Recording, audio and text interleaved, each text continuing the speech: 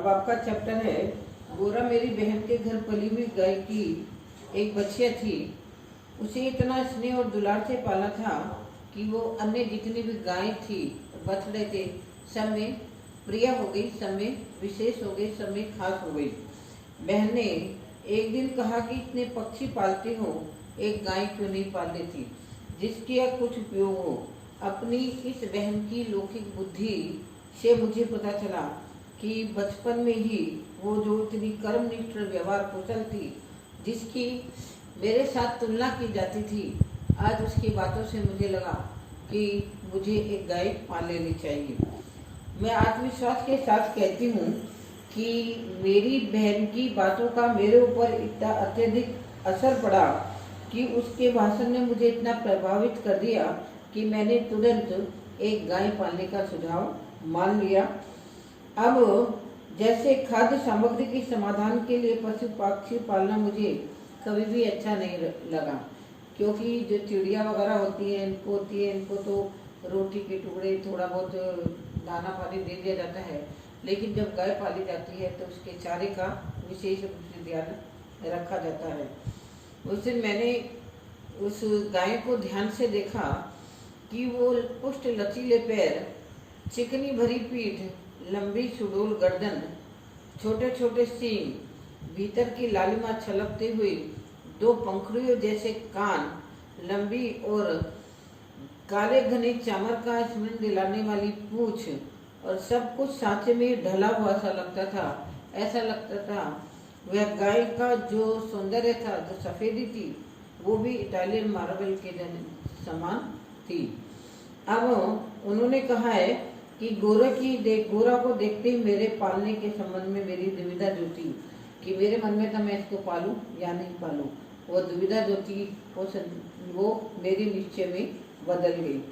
अब जब गाय मेरे बंगले में पहुंची तो मेरे परिवार लोग, परिचितों ने और मेरे जानकारों ने के अंदर एक श्रद्धा का, एक विश्वास का जर उमड़ पड़ा।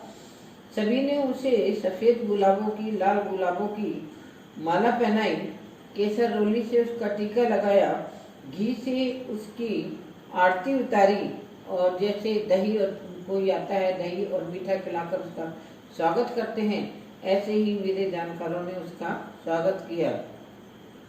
अब उसका नामकरण हुआ गोरांगनी, इसे शॉर्ट रूप में सब गोरा कहते थे।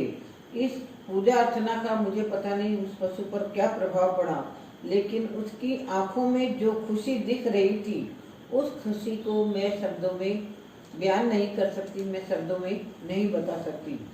गोरा देखने में बहुत सुंदर थी, काली बिलोरी आंखें थी, उज्जवल माथा था, लंबे सांचे में ढली हुई थी, और एक अनोखा खासा विश्वास उसकी आंखों के अंदर दिखाई देता था। परंतु उसकी आंखों का विश्वास स्थान इसमें ले लिया, न कोई आतंक है न कोई डर है। महात्मा गांधी ने गाय करुणा की कविता है क्यों कहा, यह देखकर उसकी आंखें ही वो देखकर ही समझ में ही आ जाती है, क्योंकि उसकी आंखों में एक ऐसा भाव छिपा होता है जिसे देखकर हमारे मन के अंदर तुरंत ही करुणा के भाव पैदा हो जाते हैं। कुछ ही दिनों में वह हम सब लोगों से इतना ज़्यादा हिलमिल गई थी कि पशु पक्षी अपनी लघुता और विशालता का जो अंतर था वो आपस में भूल गए थे।